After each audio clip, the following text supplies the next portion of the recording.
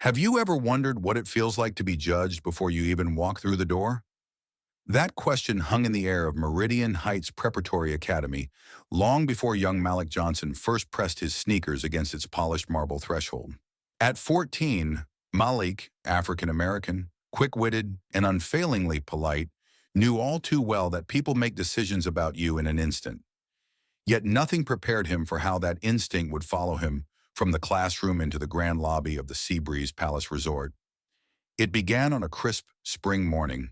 The sun had barely crested the high rises around the school when Malik slipped into Ms. Pennington's advanced literature class. He carried a slender, leather-bound notebook, worn at the edges from late-night scribbles of poems and story ideas, and folded his lanky frame into the front row seat.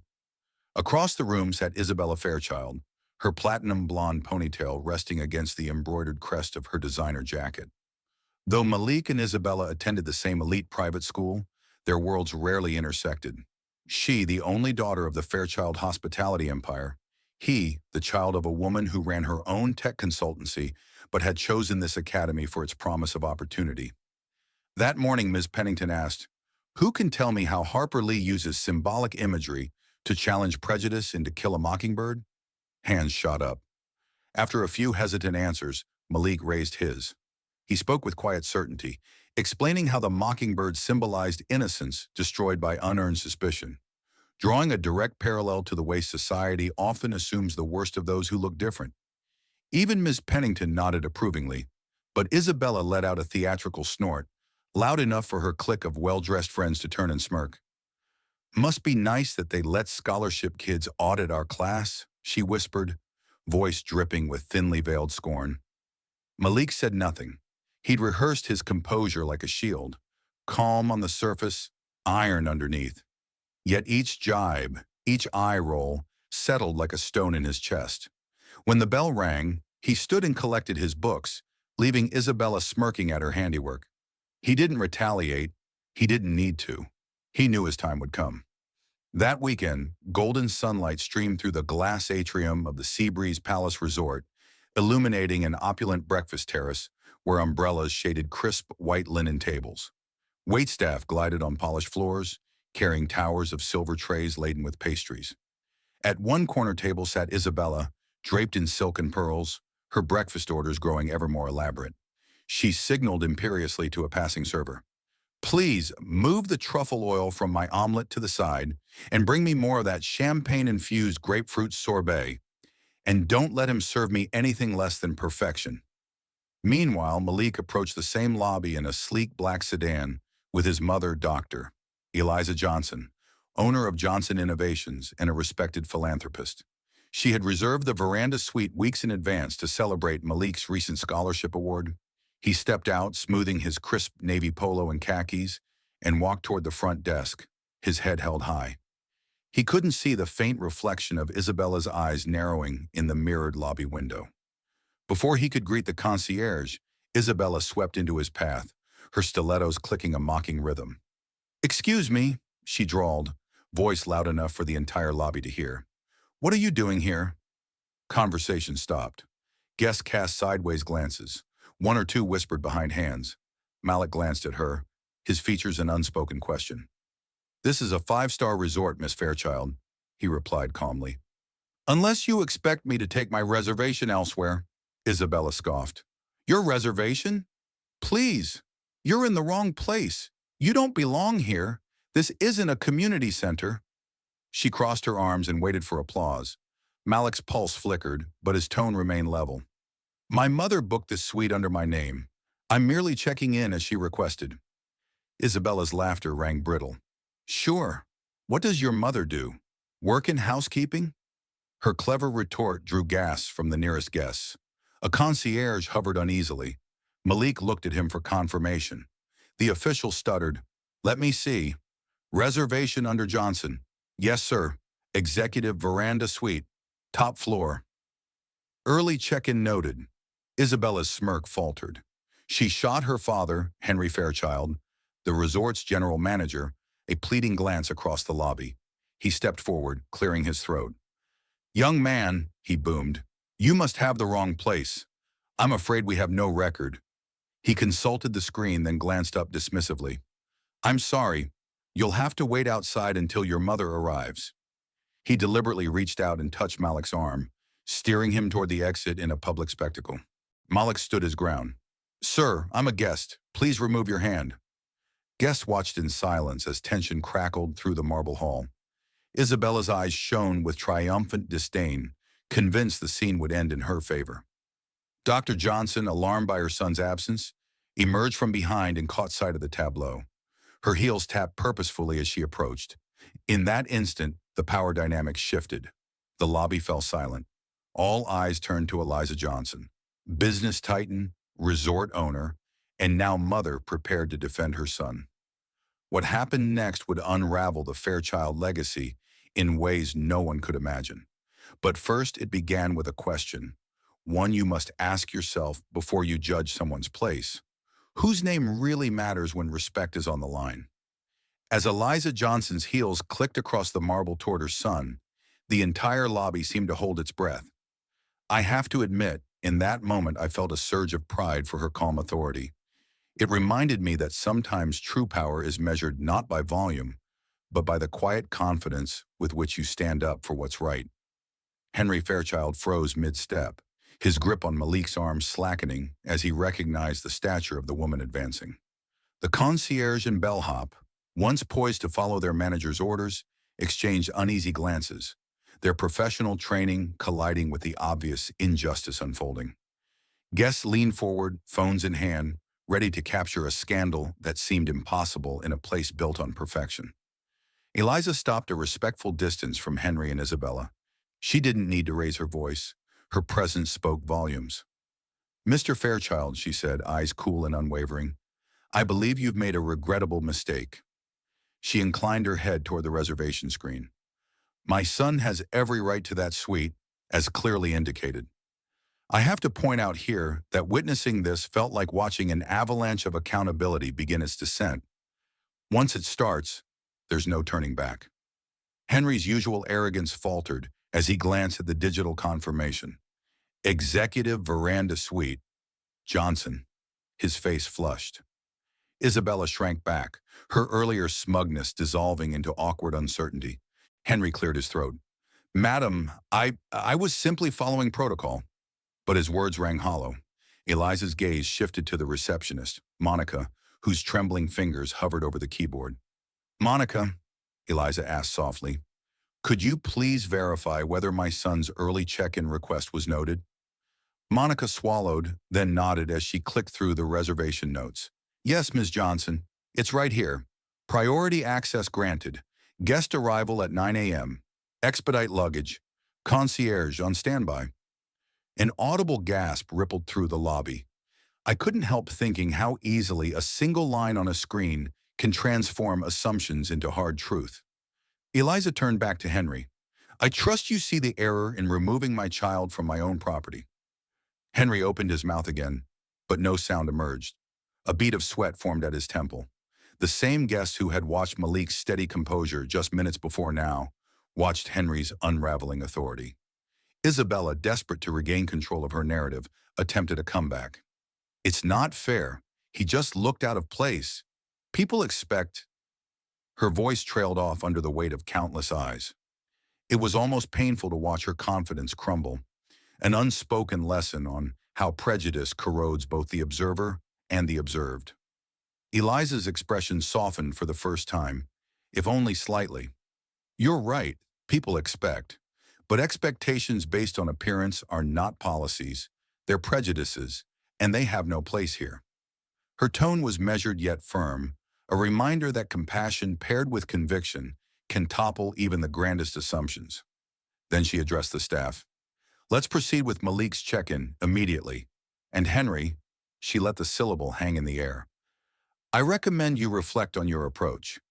Today you lost more than a guest. You undermine trust in your own management. At this, the on-duty human resources director emerged discreetly from behind the front desk. Henry straightened, as if awakening from a dream, and followed her to a side office. Isabella watched, mouth agape, as the three of them disappeared behind glass doors. In their absence, the lobby's atmosphere shifted from tense to reflective. Malik stepped forward, pulling a small suitcase behind him. His composure never wavered, but I noticed a flicker of emotion in his eyes. Pride, relief, perhaps a question of why it had taken so long for justice to arrive. He offered a polite nod to the receptionist. "Thank you," he said quietly. Monica managed a timid smile. "Of course, Mr. Johnson."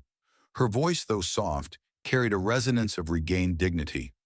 I couldn't help but think how often frontline employees bear the brunt of bias, yet rarely receive the credit for standing by truth. As Malik and his mother moved toward the elevators, a ripple of applause swept through a handful of guests, discreet but genuine. I'd venture that, in that moment, many reconsidered their own assumptions, however fleetingly. Later that afternoon, Eliza and Malik relaxed in their veranda suite, the sunlight drifting in through floor-to-ceiling windows. Malik watched the waves below, each crest rolling in like a fresh start. "Mom, thank you," he finally said, his voice soft but steady. Eliza placed a hand on his shoulder. "You did nothing wrong. You simply stood your ground with dignity. That's the lesson I want you to carry forward." I find it inspiring that true courage often requires no grand gestures, just a quiet refusal to accept injustice. Malik closed his eyes and exhaled slowly. "I just wanted to be seen," he admitted. "And you were," Eliza replied, her voice warm. "Not because of your name, not because of my status, but because you stayed true to who you are." They shared a moment of stillness, a mother and son united not only by blood, but by shared integrity. Outside, the resort's usual hum resumed. Guests laughed over cocktails, staff resumed their choreographed service. But something intangible had shifted in the air, a reminder that respect is earned by actions, not inherited by privilege. By the time Malik rejoined his classmates the following Monday, the story of what happened at Seabreeze Palace had already begun to spread. Whispered in hallways, posted in secret group chats, retold with hushed admiration. Isabella, now conspicuously absent from her usual circle, remained a cautionary tale of entitlement unchecked. As for Malik, he walked into literature class not seeking applause, but understanding that sometimes the bravest thing you can do is simply be yourself. And I, for one, believe that's a lesson worth remembering. The following week dawned bright and clear, but the corridors of Meridian Heights Preparatory felt different. There was a hushed excitement whenever Malik Johnson passed by, respect in the nods of teachers, hushed congratulations from classmates. Social media buzzed with snapshots and commentary.